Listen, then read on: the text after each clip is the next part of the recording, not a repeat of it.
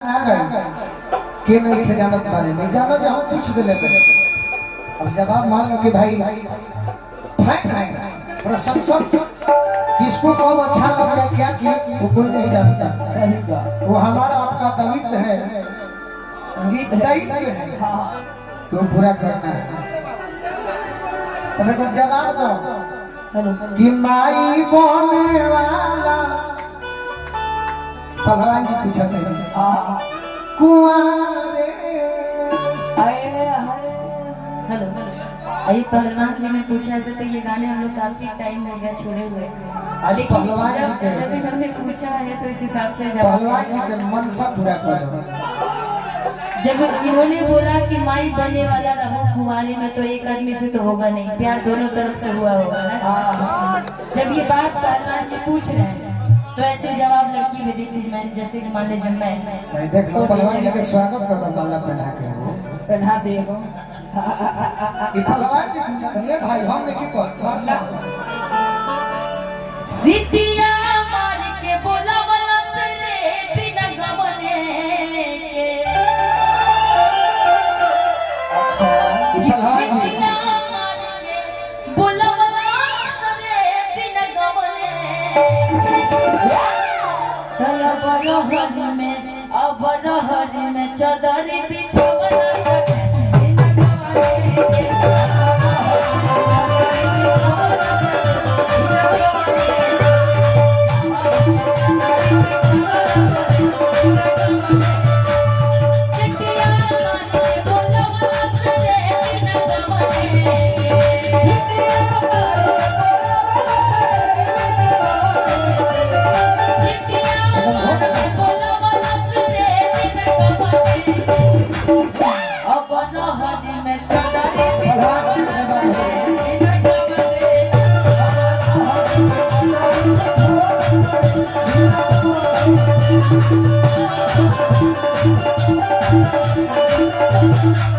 भगवान जी पूछे रे कपतिया रे बिना गमने।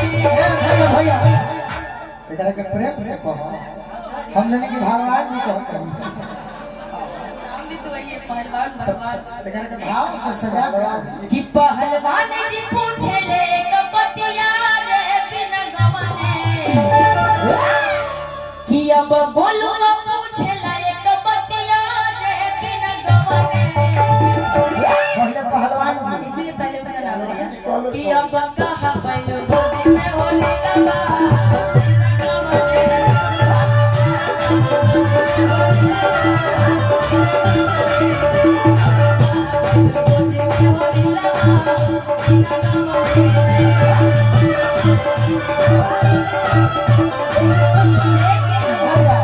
लड़की जवाब देती है क्या पहलवान जी राहुल गोलू बारे जोड़ी के छिनार बिना गमने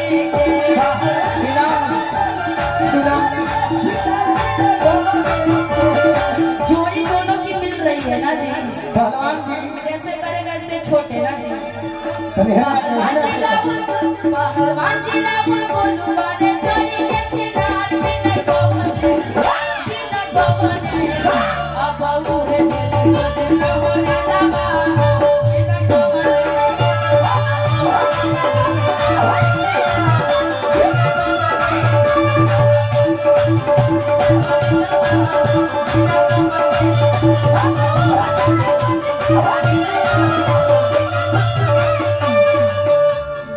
देखो हमारा समय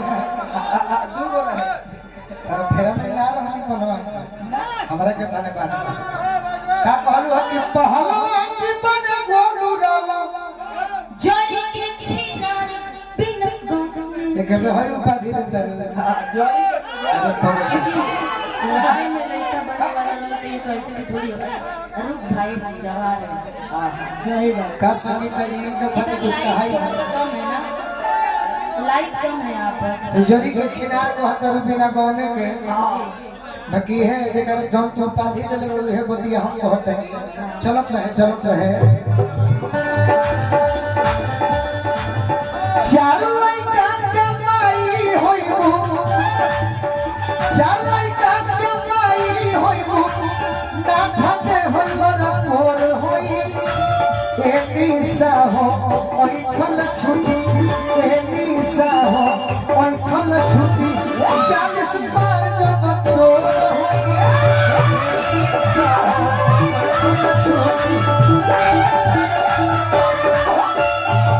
और सुना कि समिसियस जवानी दोनों बहन की कहते हैं कि समिसियस जवानी एक पीस पड़ुए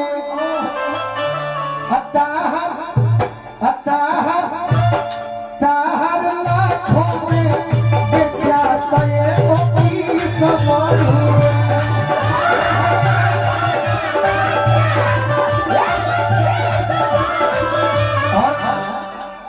कि थरती में तू डरती होई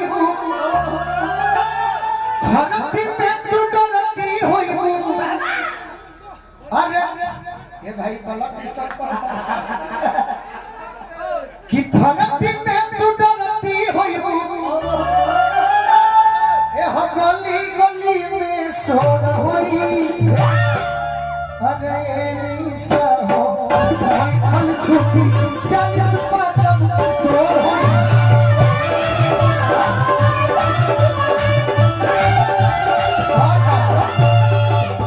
तार हाइट के लोग चर्चा करेंगे 5.5 फीट हाइट अरे देहिया टाइट बड़ुए अभी चला बोले 5.5 फीट हाइट देहिया टाइट बड़ुए एगो काम करबू एगो काम करबू क्या गोलू असलई का भाषा जब ले लाइट बड़ुए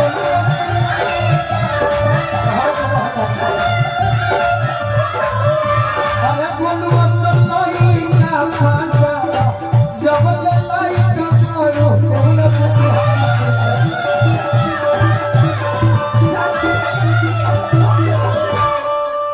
यदि हमारा के छोड़ देबू तो अंत में का करबू पूछो पहलवान जी के आश्रम धरबू कि पहलवान जी के आश्रम धरबू अरे वही जे सांझिया भोर होई ए निशा हो ऐठल छुटी छुटी छुटी छुटी अरे किए निशा हो ऐठल छुटी और सुना अभी 17 बरिस के सुहानी रे उमा अभी 17 के बाद का खतरा करता है कि अभी 17 बरिस के सुहानी रे उमा हम नौजवान के का कही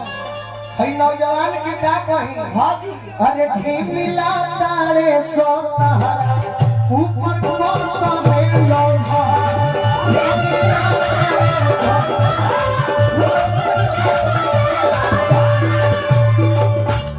कि भटकुआ के रस से मातल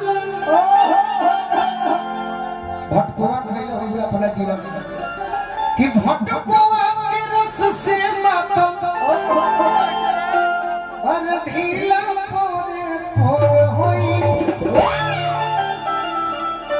अरे सुगंधी हो ऐठल छुटी 40 बार जब तोर होई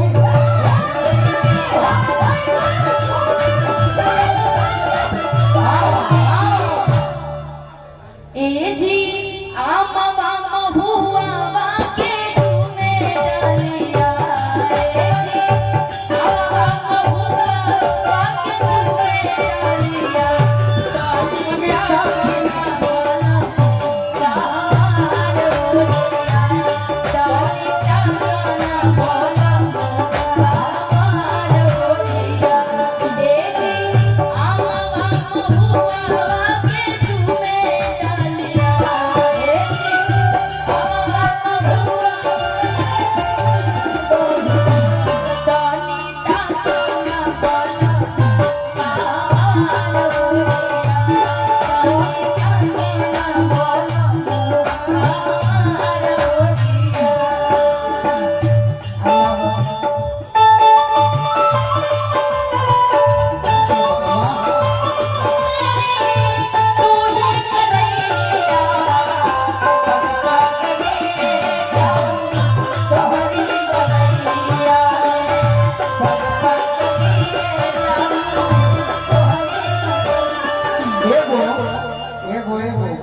तनी ताकि ना बोले मुआ हमारी ओरिया इहे गाना रही। हाँ जी। बाकी हमारा बुझाता कि मुखिया जी के सुपुत्र ये दोनों लड़कर हमारे से पहले हमारे भाई के गाना आपने जरूर गाइएगा। जीजा जीजा कोई के जिया नहीं था औरी मुआ दिया हो जीजा जीजा कोई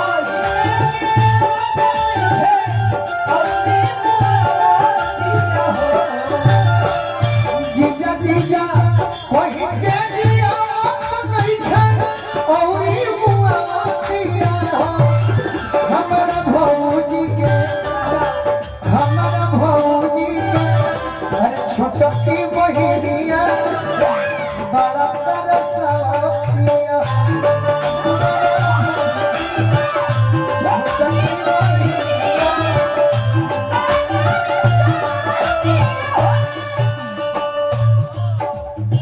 तू बहुत गाना गालो हम भुला गए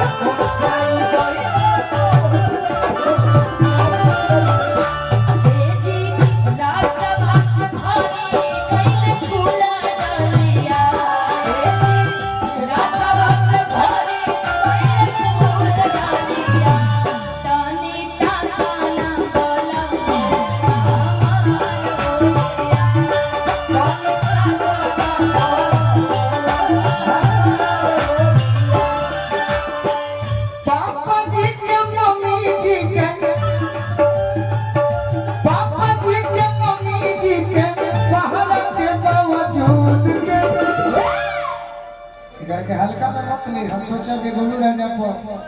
तितली भी है घुरे बड़ी। हां तितली नहीं है, तितला काट लेता तो फिर अरे काटी ना इतना बड़ा निकल जाता है वो चीर के काटे। हमारा कीड़ा मकोड़ा भी सोचिए तितली भी सोचिए आपसे कितना हम आपको मानते हैं, कीड़ा मकोड़ा भी आपको छूने नहीं दे रहे हैं। छूने नहीं है करके तू हल्का में मत ले तितली अभी आई भैया ओके फिर से तो नहीं किया हम ही नहीं उछला है ना, वो उछला सकता है कि पापा जी के मम्मी जी के बाहर के बावजूद के अरे ये निशा तने है ओने यूट्यूब वाला बड़े ने लोग बा कि पापा जी के मम्मी जी के बाहर के बावजूद के कतनो पापा जी हम मम्मी जी के हाँ पहरा लागो रही दे रही हम कि पापा जी के मम्मी जी के पहरा के बावजूद के अरे ये निशा आँख मूंद के अरे कोना में आ जाई हम कूद के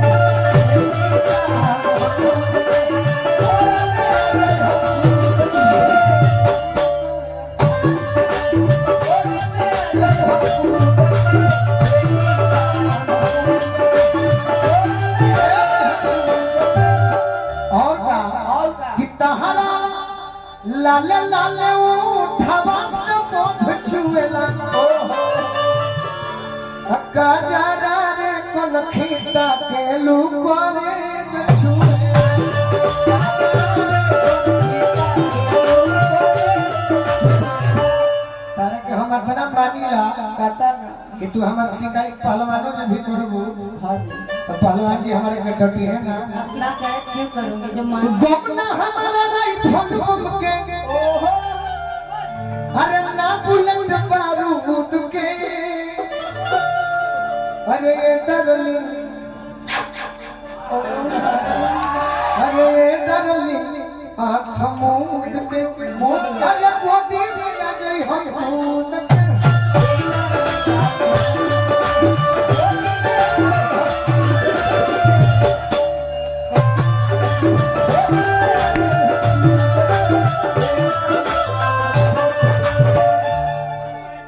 हेलो और कहो सुनाओ कि हरी मुट्ठी भर के अरे आओ भौजी अच्छा हवा खाली कि हरी मुट्ठी भर के कि हरी मुट्ठी भर के तहर तनी लक लक कर दो लक लक मन खराब मटका दो तनी कहत ना बहिनिया से तू लक लक करो कि हई मुट्ठी भर के तहर कोने लकला अच्छी दीदार रे ब्लाउज करे दिल धड़कन